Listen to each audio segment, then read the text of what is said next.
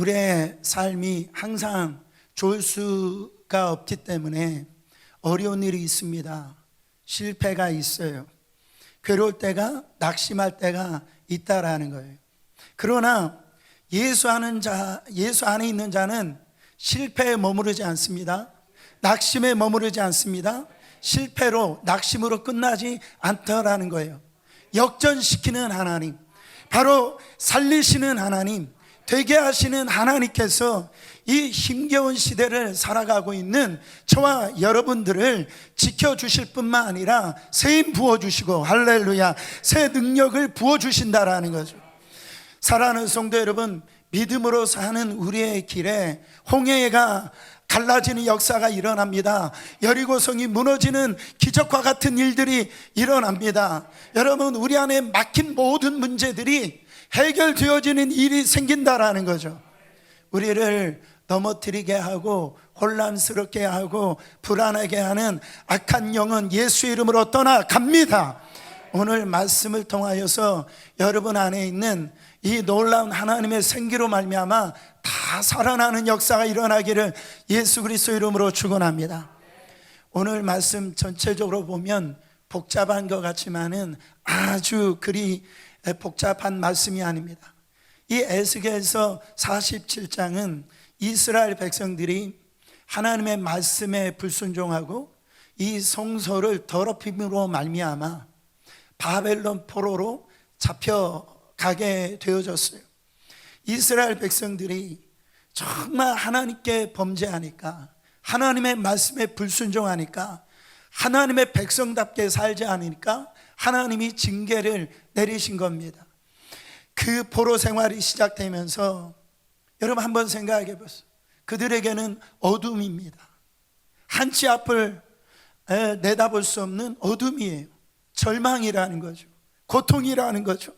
아, 이제 우리 민족은 끝났구나, 나의 인생은 끝났구나, 소망이 없구나, 그렇게 생각합니다. 여러분, 얼마나 비참합니까? 새해가 되어졌는데도 내 인생에 대한 소망이 없고 내 삶에 대한 기대감이 없고 정말로 나는 이대로 끝날 것이다 라고 그렇게 한숨을 쉬면서 새해를 시작하는 분들이 있습니까? 이때 하나님께서 한 예언자를 세워주십니다.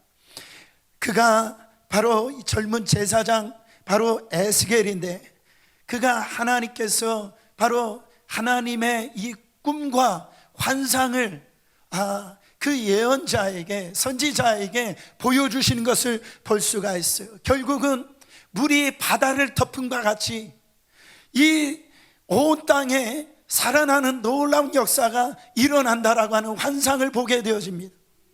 하나님은 각 시대에 따라 바로 하나님의 백성에게 꿈을 주셔요. 비전을 주십니다. 환상을 주시고 그 뜻을, 그 환상을, 그 꿈을 이루어 가시는 것을 볼 수가 있습니다. 현실과 환상 가운데 지금 에스겔은 교차가 이루어지고 있는 거예요. 현실은 그대로 포로입니다. 어둠이라는 거예요. 아무런 지금 이 일이 일어나고 있지 않는 상태라는 거예요. 그런데요, 하나님의 눈이 이제 에스겔에게 임하니까 환상이 보여지는 거예요. 그 소망이 생기게 되어지는 겁니다. 사랑하는 성도 여러분, 올 한 해 여러분 안에 어떤 환상이 있습니까? 어떤 환상이 있어요? 제가 송구 영신 예배 때 우리 교회를 향한 올 표면적인 환상이 성전 이전의 한 해가 될 줄 믿습니다. 저는 그 환상을 보고 있는 거예요.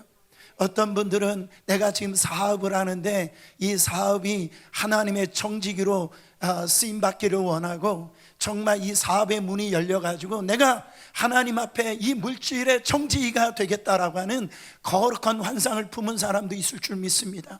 우리 가정이 지금 예수 안 믿는 남편과 아내와 자식이 있는데 올 한 해는 하나님 앞에 이 환상을 하나님께서 주셔서 온 가족이 예수 믿는 그 꿈이 품는 이 새해를 맞고 있는 분이 있을 줄 믿습니다.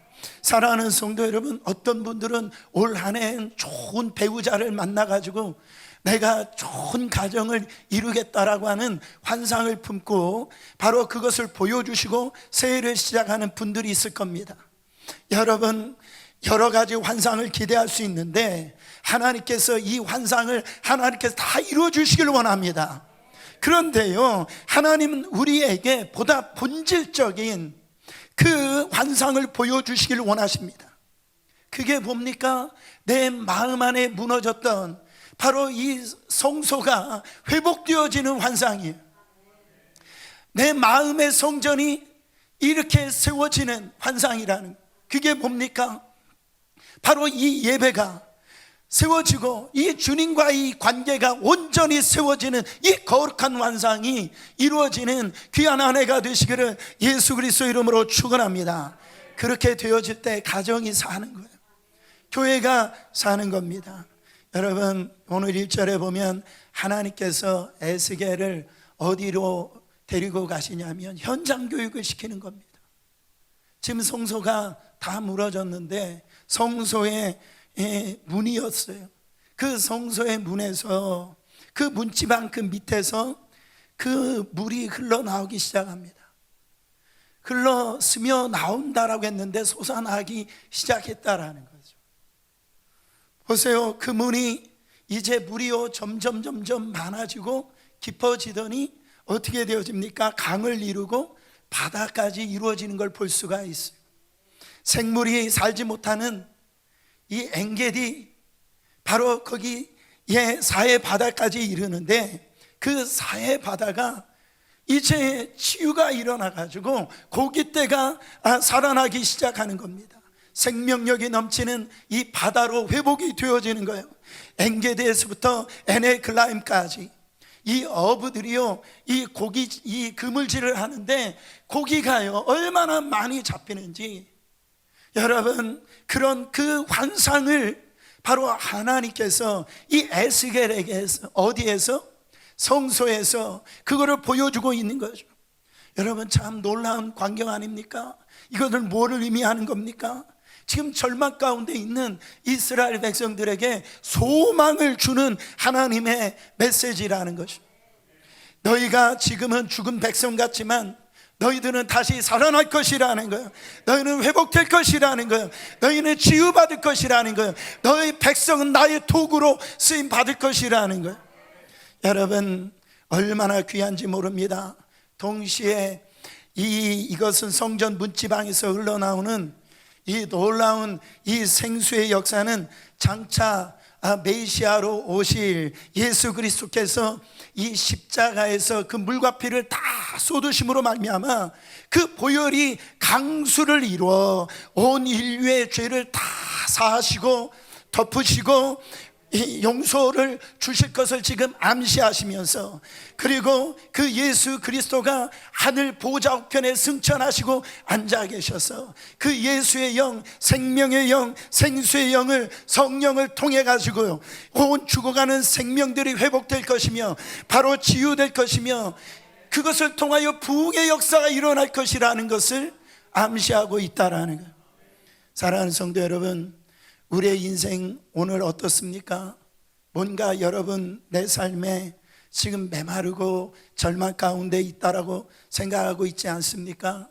2022년도를 지나고 2023년도를 시작했는데 아직도 내 마음은 사해바다예요. 죽은 것 같아요. 정말 메마른 것 같아요. 그래서 내 삶의 모든 생기를 잃어버리고 희망을 잃어버리고 완전히 죽은 그런 영적 상태를 여러분 생각만 해도 끔찍하지 않습니까? 저는 몸소리를 치는 거예요.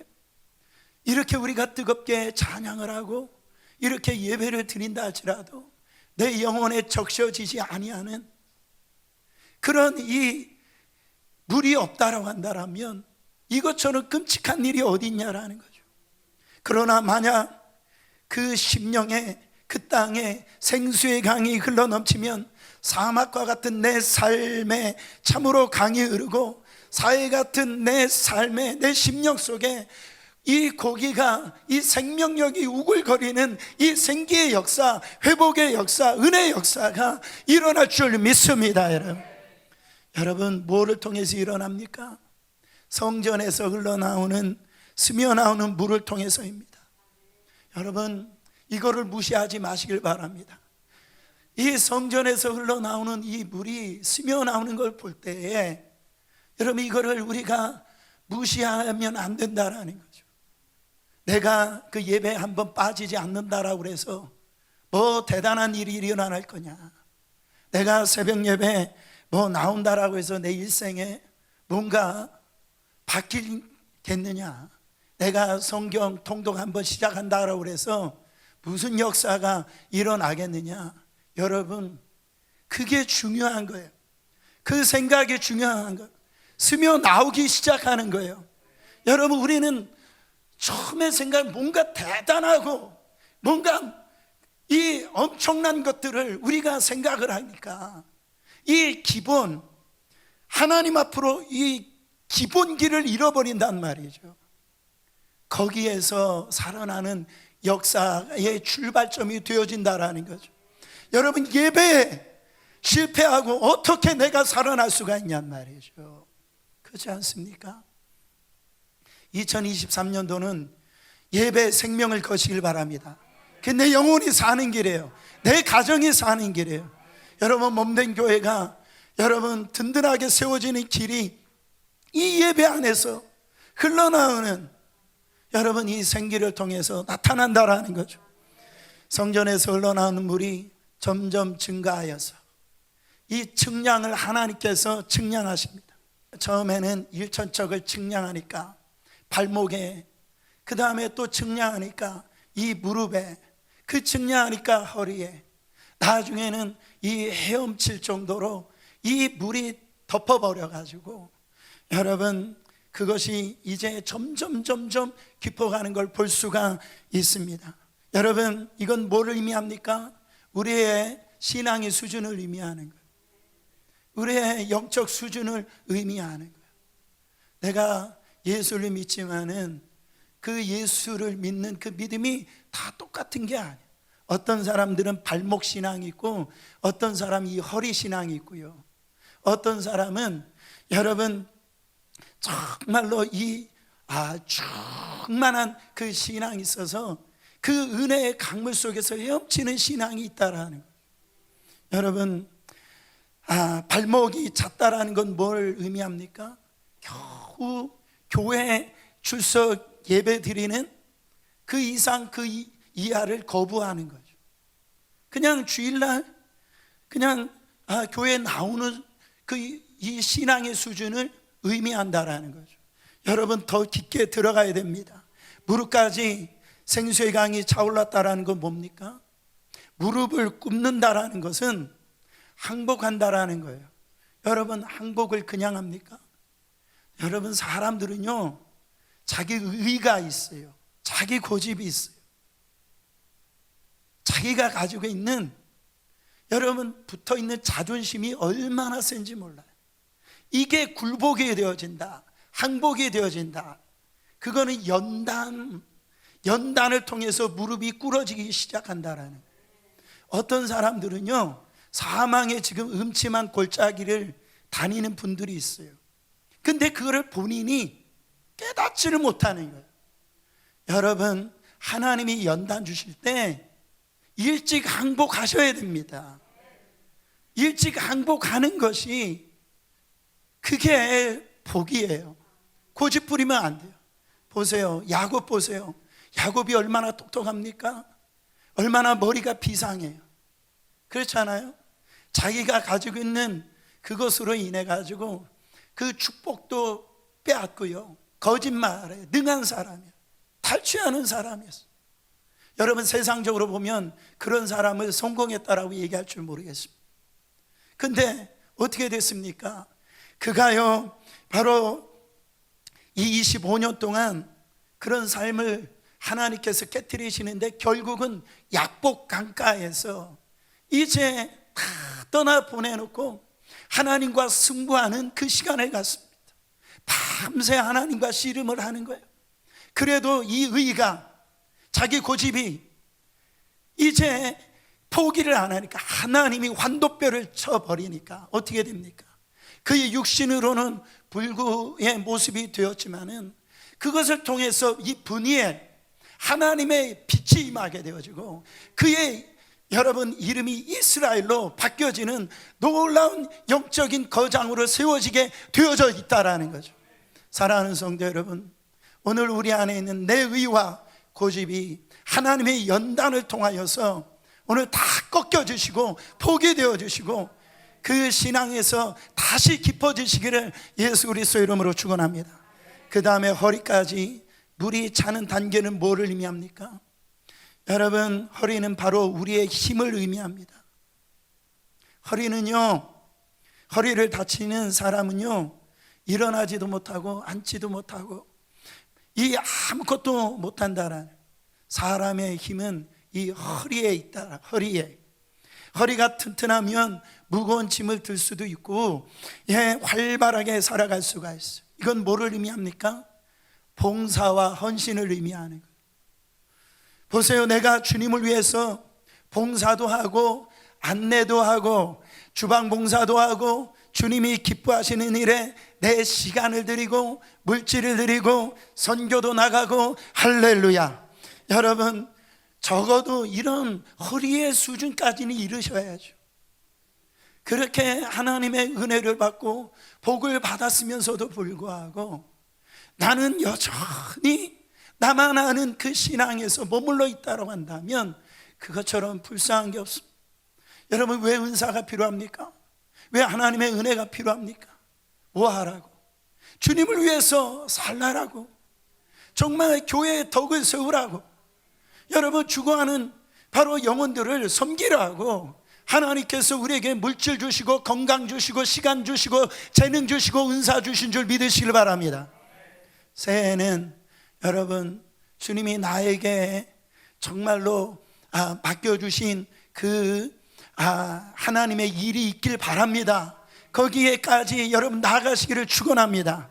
마지막에 그 강물이 헤엄치는 그 물이 되고 말았어요. 발이 땅에 닿지를 않습니다. 이 삶은 무슨 삶을 의미하냐면 이제는 전적으로 내 삶은 하나님의 은혜에 의지해서 사는 겁니다. 이제는 나는 사라지는 거예요. 나는 사라지는 거예요. 오직 예수 그리스도만 나타나는 삶입니다. 마치 다윗의 이 시편 23편과 같아요.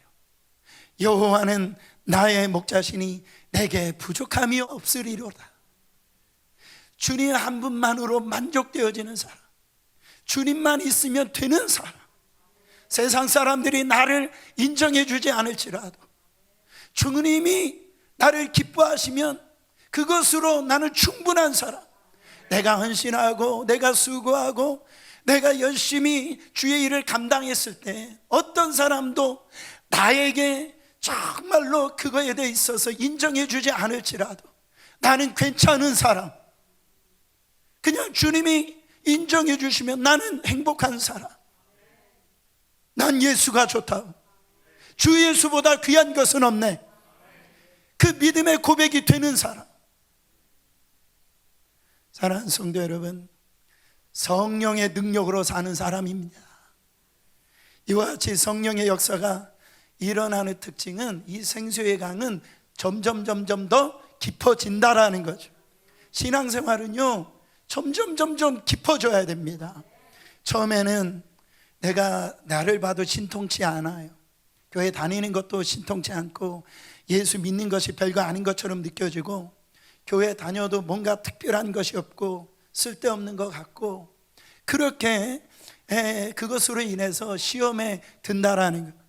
그러나 이 신앙이 점점 깊어지면 깊어질수록 이 세계가 달라지게 됩니다. 하나님의 은혜로 들어가면 표현하고 싶은데도 표현이 안 되는 거예요. 말하고 싶어도 그 하나님의 그 풍성함을 다 말하기가 어려워져요. 그래서요, 그 깊은 신앙의 세계로 들어가면 다른 사람이 나를 건드려도 괜찮아, 다른 사람이 나에게 시비를 걸어도 나는 괜찮아, 흔들리지 않아요. 만약 지금 누가 나를 건드린다고 해서 금방 혈기가 나고 흔들리고 있다라면 아직도 신앙의 깊은 곳까지 못 들어갔다라는 증거입니다. 아직도 성령 충만하지 않다라는 증거예요. 제가 한번 말씀드린 적이 있는데, 양어장에서 고기가 병에 잘 걸리는 이유가 이 대양에서 살아야 될 이 고기가요, 좁은 양어장에서 서로 부딪히면서 이렇게 사니까 서로 상처를 주고 살기 때문이라고 그럽니다. 여러분, 사역하다가 부딪히고 의견이 갈리고 힘들어지는 것은 아직도 얕은 곳에서 놀고 있기 때문에 그래요. 얕은 곳에서 머무르고 있기 때문에 그렇습니다. 여러분, 얕은 곳에는 뭐가 많다? 시험이 많다. 반드시 기억하시길 바랍니다. 그러나 깊은 곳으로 들어가면 혈기가 올라오지 않아요. 예수로만 충만해지면 어떻게 되십니까? 능히 그 일을 이길 수 있는 그런 신앙인이 된다라는 거죠. 또한 이 영적으로 깊어지면 고난이 오고 환난이 와도요, 그 고난과 환난 속에서 흔들리지 않는다라는 거예요. 세상 수많은 유혹들을 무난히 넘어갈 수 있는 하나님의 영적인 그 실력자가 되어진다라는 거죠. 이전에는 세상이 좋아 보였어요. 그게 부러워 보였어요. 그게 욕심이 났어요. 그것 때문에 내가 정말로 영향을 받았어요. 그러나 이제는 그게 부럽지가 않은 거예요. 내가 주님 때문에 고난당하고 핍박당하는 것이 오히려 감사가 되어집니다. 그게 기쁨이 되어집니다. 삭개오라는 이 세리장이 그랬습니다. 세리가 아니에요. 세리장입니다. 정말로 부유한 사람이에요. 그러나 다른 사람 것들을 탈취해가지고 자기 욕심을 채웠던 사람입니다. 근데 그가요, 상식적으로 이성적으로 이해할 수 없는 행동을 합니다. 그가 예수를 만나고 그 예수님이 내가 너의 집에 유하리어야 하리라, 하나님이 자기를 초청해 주셨을 때, 예수가 초청받았을 때 그는 어떤 역사가 일어났습니까? 자기가 가지고 있는 그 물질을 갖다가 다 가난한 자들에게 나눠주는 걸 볼 수가 있어요. 토색한 것이 있다면 4배로 갚아줍니다. 자기는 거지가 돼도 상관이 없다라는 거예요. 여러분, 정말로 영적인 은혜, 하나님의 은혜의 깊은 곳으로 들어갔기 때문에 이런 역사가 일어나는 거예요. 사도행전의 역사가 이런 것입니다. 오순절에 이 성령의 충만한 역사가 일어날 때 내가 주도하는 것이 아니라 하나님이 압도적으로, 성령이 압도적으로 여러분 주도하시는 역사가 일어났기 때문에 초대교회에 엄청난 부흥이 일어났다라. 여러분, 이 일이 사도들을 통해서만 일어났습니까? 그렇게 이 사도행전을 해석하면 안 돼요.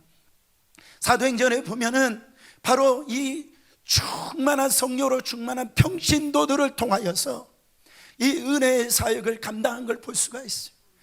사도행전 6장 8절에 보면 스데반이 은혜와 권능이 충만하여 큰 기적과 표적을 민간에게 행하니, 성령에 압도되어 가지고요, 이 스데반이 평신도로 최초로 순교자가 되어지는 걸 볼 수가 있어요. 그가 기적과 표적을 민간에게 많이 했다라고 그랬어요. 사도행전 2장 43절에 보면 사람마다 두려워하는데 사도들로 말미암아 기적과 표적이 많이 나타나더니, 이 표적과 기적이 사도들에게 나타났는데 그 사도들에게 나타났던 동일한 그 기적과 표적의 역사가 지금 이 평신도인 스데반에게도 나타났다라는 거예요. 여러분, 혹시 스데반 평신도 한 사람에게만 나타났을까요? 사도행전 8장 13절에 보면 시몬도 믿고 세례를 받은 후에 전심으로 빌립을 따라다니며 그 나타나는 표적과 큰 능력을 보고 놀라니라. 빌립 집사님에게도 이 놀라운 표적과 큰 능력이 나타났다라는 거죠. 사랑하는 성도 여러분, 이 8절에 이 스데반의 은혜와 권능이 충만하고 기적과 표적이 나타나고, 빌립에게도 이 큰 기적과 표적이 나타나고, 여러분, 어떤 그 소수의 사람에게만 이런 일이 나타나는 게 아니에요. 어떤 개에서 이렇게 회복의 역사와 또 이런 부흥의 역사가 일어납니까? 성령의 은혜의 강물 속으로 빠져들어가면 내 힘으로는 안 되는데 그 성령께서 주도하시는 하나님의 놀라운 역사가 바로 나타난다라는 거죠. 영적 세계의 맛을 볼수록 더욱 깊은 곳을 갈망하게 됩니다. 갈망하는 분들을 보면은요, 목마름이 있어요. 정말 그 목마름으로 인하여서 하나님이 그 공급해 주신 걸 볼 수가. 근데 문제는 뭐냐면 새해가 되어졌는데도 갈급함이 없다는 데 있다, 목마름이 없다라는 데 있다. 그냥 이 상태로 만족하는 게 문제가 있다. 사모함이 있어야 됩니다. 신앙생활 하다가 가장 암적인 요소는 뭐냐면 그냥 그 수준에서 만족하는 거예요. 주님은 누구든지 목마르거든 내게로 와서 마시라고 그랬어요. 일단 목이 말라야 돼요. 사모함이 있어야 됩니다. 갈급함이 있어야 됩니다. 너무 일찍 만족해 버리는 사람들이 많이 있다라는 거예요. 더 깊이 나가지 않으려고 합니다. 영적 세계에서 조기 은퇴하려고 하는 분들이 너무 많아요. 여러분, 영적 세계는 끝이 없다라는 거죠. 우리가 평생을 다해도 주님을 알면 할수록요, 더 알고 싶어지고 주님을 더 알아가고 싶어지고 그 안에 주어지는 그 풍성함을 알기를 원한다라는 거죠. 이만큼 하면 할 만큼 했다. 더 이상 나는 배울 것이 없다. 그렇게 생각하고 적당한 수준에서 머무르면 안 된다라는.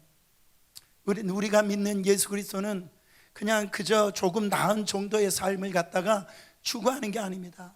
내가 술, 담배 끊고 11조 하는 정도의 신앙에서 머무르면 안 된다라는 거예요. 더 깊게 나가는 거예요.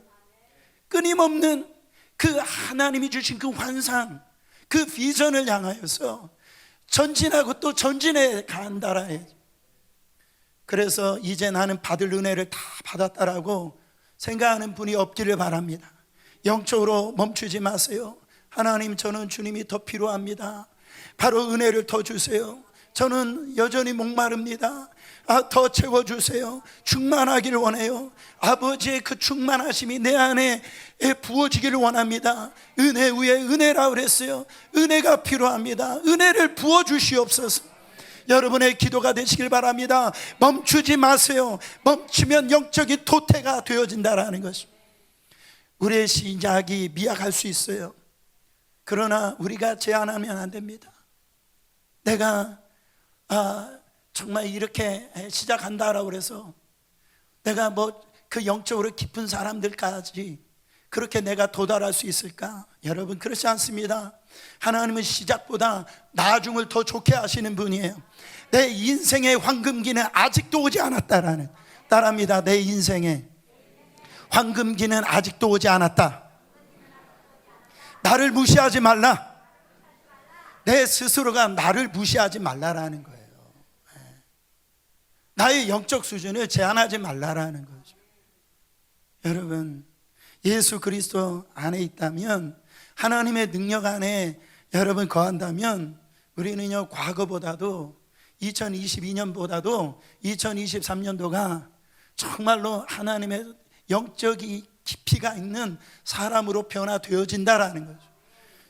여러분, 이렇게 생수의 강의 은혜를 경험한 사람들은 하나님이 주어진 역사가 일어나는데, 어떤 역사가 일어나냐? 두 가지예요. 첫째, 생명이 살아난다라는 7절 8절 말씀 함께 읽어보겠습니다. 내가 돌아가니 강 좌우편에 나무가 심이 많더라. 그가 내게 이르시되 이 물이 동쪽으로 향하여 흘러 아라바로 내려가서 바다에 이르리니 이 흘러내리는 물로 그 바다의 물이 되살아나리라.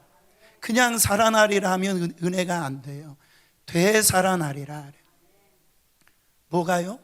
물로 통하여 그 물이 흐르니까 강 주변에 있는 나무들이 되살아났다라는. 이것은 뭐예요? 이 물이 있기 전에는 이 나무가 죽어 있었던 거예요. 근데 이 물이 공급되어지자마자 다시 살아나는 역사가 일어났어요. 이 물이 계속 많아지니까 바닥을 드러냈던 그 강이 이제 채워지고 그 강물이 흘러 바다에 들어가게 되어져서 그 들어가는 그 주위는 엄청난 숲을 이루었다라는 거예요. 강물이 점점 흘러가 아라바 즉 사해 바다까지 흐릅니다.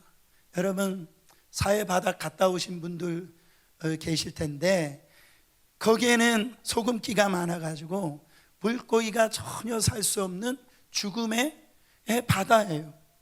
그러나 그 죽음의 바다 가운데 이 물이 이 사해 바다에 흘러가자마자 이 죽었던 이 사해 바다가 다시 되살아났다라는 거죠.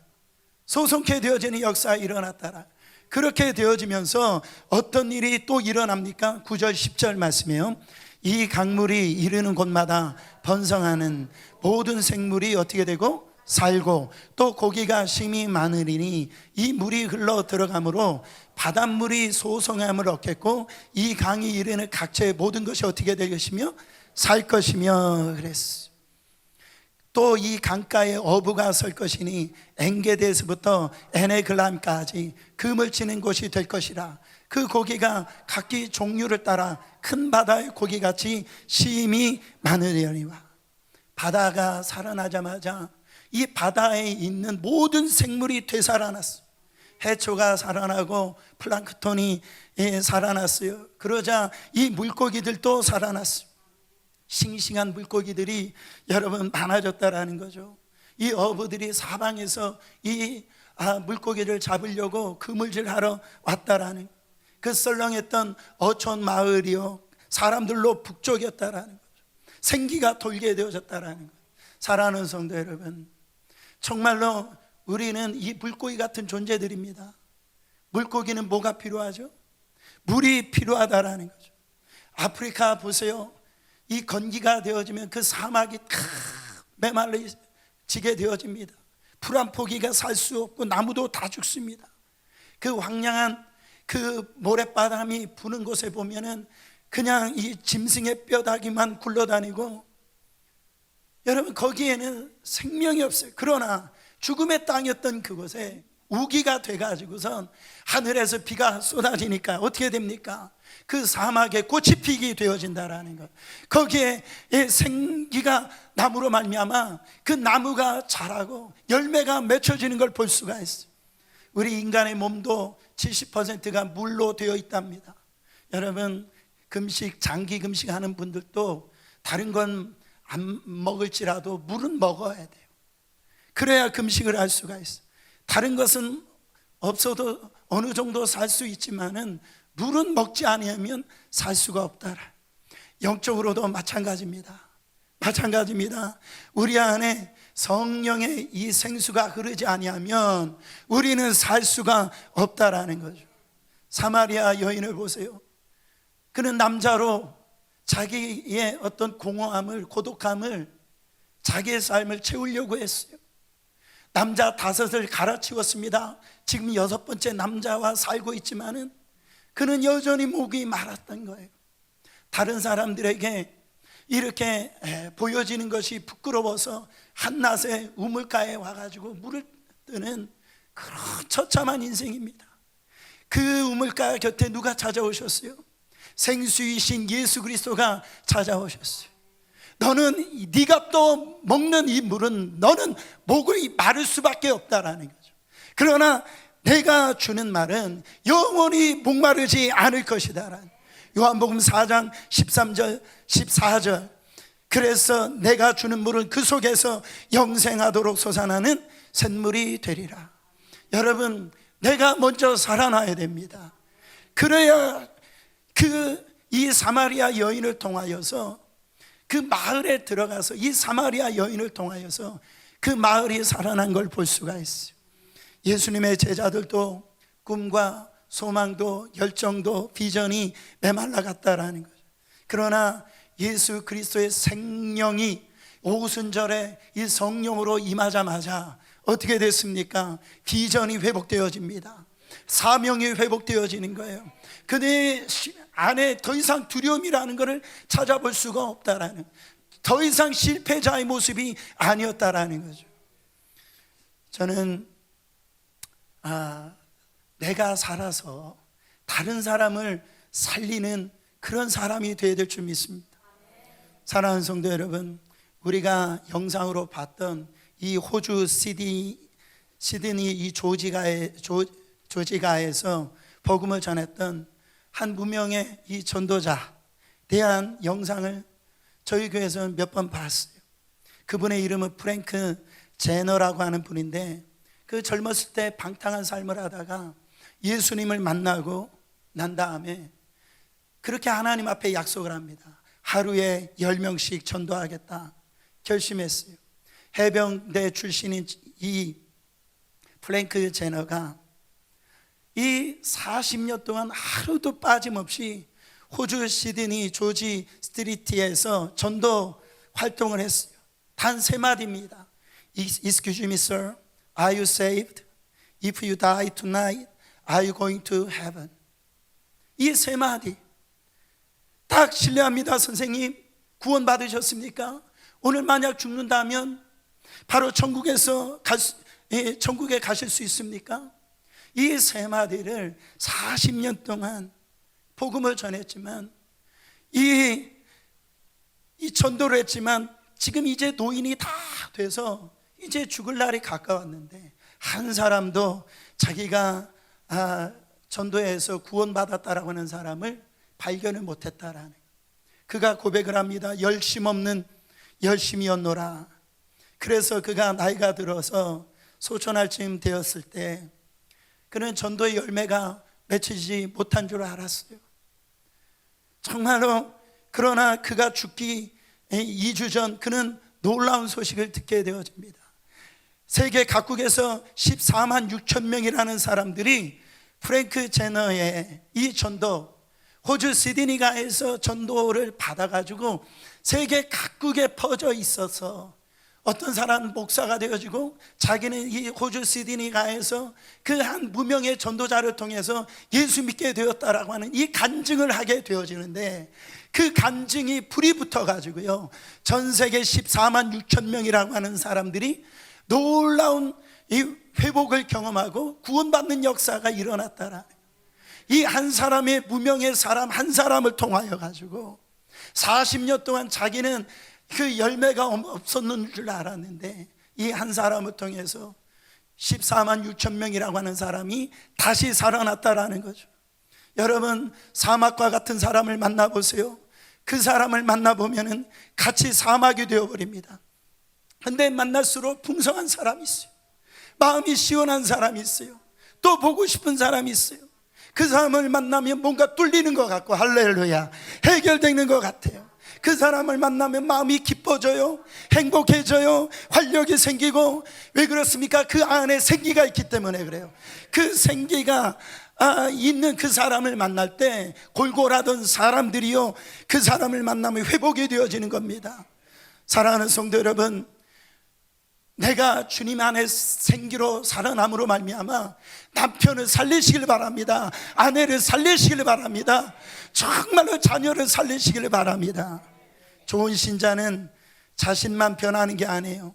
그 사람을 만나는 사람을 변하게 하는 사람입니다. 세상을 보세요. 지금은 죽음의 영이 가득 차 있어요.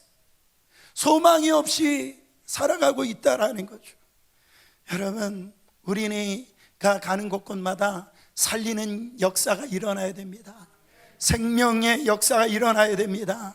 우리는 장례식장에서 여러분 부활을 갖다가 노래하는 자들이에요. 우리는 하나님의 자녀입니다. 죽음의 영이 떠나가게 만드는 하나님의 자녀입니다.